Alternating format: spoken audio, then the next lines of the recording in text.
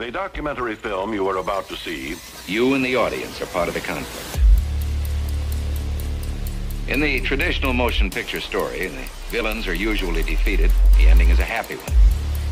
I can make no such promise for the picture you're about to watch.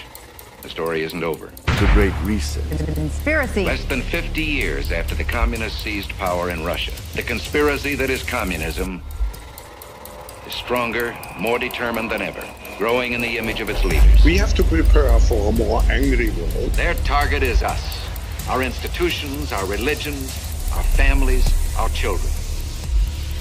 It has not hesitated to use force wherever possible to impose itself on unwilling people and to hold them in abject subjugation. What has happened so far, what is happening now, is far from encouraging.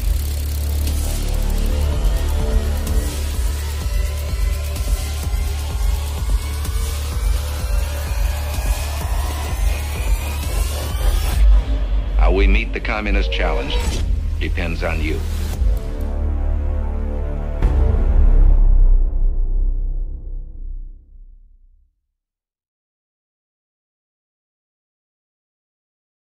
I can tell you a story that sheds light on how this massive level of compliance all over the world almost simultaneously descended and successfully hoodwinked millions and millions of people to comply with this. All this compliance settled in so quickly. It is May 1962. An experiment is being conducted in the Elegant Interaction Laboratory at Yale University. A Yale psychologist named Dr. Stanley Milgram was fascinated by the notion of compliance with respect to what happened in Germany in World War II. And Milgram devised an experiment to see how willing people would be to bring harm on strangers. So Milgram put an ad in the local newspaper in New Haven, Connecticut, asking for people to sign up for a memory test. Sure enough, 40 people from all economic backgrounds, different levels of wealth and experience. The subjects range in occupation from corporation presidents to good humormen and plumbers, and in educational level from one who had not finished elementary school to subjects who have doctorate. What they didn't know was that they were actually being enrolled in an experiment on human compliance under the threat of pressure from the doctor to see how much harm they would inflict on someone. So the respondents in this test were to be the teachers, and the learners was actually a paid actor. The victim was an accomplice of the experimenter. The drawing was rigged so that the naive subject was always the teacher, and the accomplice always became the learner. And as the teacher began asking questions, they were supposed to memorize word pairs. Every time the learner got an answer wrong, they got zapped. Red, that is incorrect. This will be at 3:30. So Milgram had one person after another undergo this pressure-filled situation where when the unseen student or learner made a mistake, he would have to administer this shock. All right, next one, slow. Wrong. Answer is neck. 300 volts. I absolutely refuse to answer anymore. Get me out of here. You can't harm me here. Get me out. Get me out of here. Continue. The next word is green, please. Green, grass, hat, ink, apple. How compliant would they be to inflict pain on someone when a doctor says, you must continue, you must follow the orders, the experiment requires that you continue? We must continue. Go on, please. You're going to keep giving what, 450 volts every shot now? That's correct. Beforehand, he did a survey of what people think about what the proportion would be. How many people do you think, if they were studied in these conditions, would administer a maximum lethal shot of electricity? 40 psychiatrists at a leading medical school were also asked to predict the performance of 100 hypothetical subjects. They predicted that only a little more than 1/10 of 1% of the subjects would administer the highest shock on the board. Of 100 people placed in this situation, how many do you think would just go right on to the end? Well, personally, I think if you get one or two, you'd be lucky. They said on average, it's not going to be more than 1.2%. The actual percentage of people in the Milgram experiment who went all the way. 50% of the subjects obeyed the experimenter's commands fully in the experiment depicted in this film.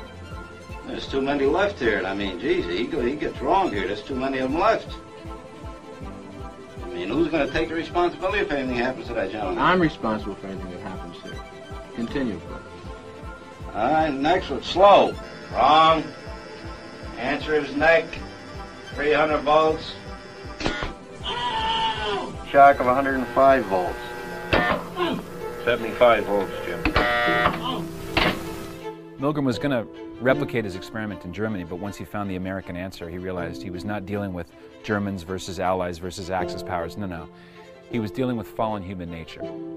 So if you want to understand how this widespread compliance fell on us in 2020 and 2021, look to 1961 to Stanley Milgram, the accidental prophet.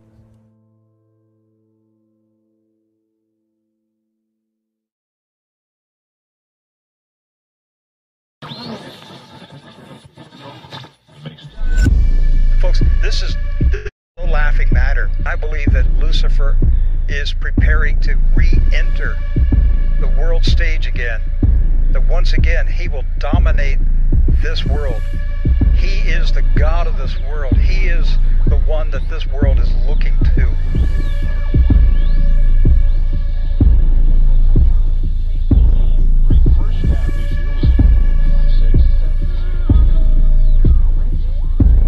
They are waiting for this Luciferian, demonic, satanic empire to rise up. I think the arrival of a completely controlled media is much like the arrival of the New World Order. Today is the first full day of the New World Order. We will be looking at what contact tracing looks like in the New World Order. And that's just the way it is. We've got to accept that this is the New World Order.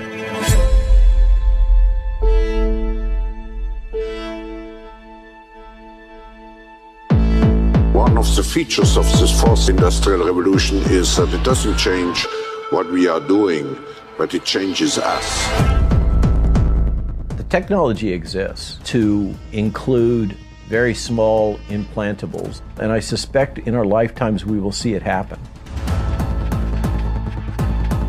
We see this system being put in place where you're going to be forced to take something in order to buy or sell. There are clear things in the book of Revelation that talk about things coming together to oppose Christ. Babylon, the nations of the world, evil powers.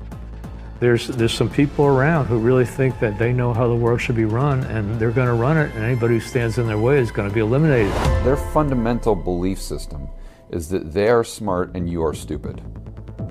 Therefore, they should have all the power, and they should control you for the greater good. Their greater good is not what we would conceive as the greater good. It's, our ultimate salvation and of our friends, our family, our country. That's not what they mean.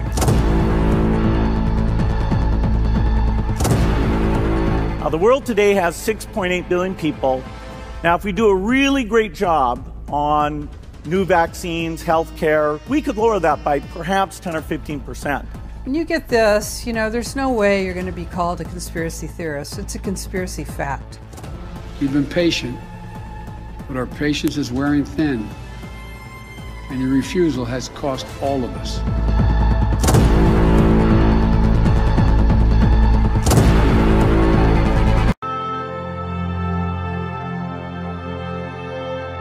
Stay tuned. Ooh. Well, Klaus Schwab, a hard one to find.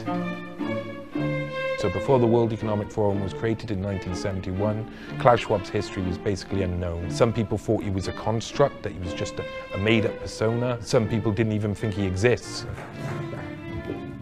Good morning. I would argue that WEF is a front organization, just like Epstein was a front man. They're the front people for the same ideology. About the prospects for a new world order now within our reach. When I see how people who worship darkness, how they rise to power, it's extremely suspect. Using the frameworks of my Sustainable Markets Initiative and the imperative of the Great Reset. And we're taking things that are, genetically modified organisms, and we're injecting them in little kids' arms. We just shoot them right into the vein. We are basically creating a prison for ourselves and every future generation, because they want to create this technology that's never existed before and push everything to this point of singularity, but they don't know what it's going to do once it's there. Maybe it will hate them all. And so when groups like the World Economic Forum come out and say, you'll own nothing and you'll be happy, they're not talking about themselves. They'll own everything, you'll own nothing, and you'll have to be happy about it.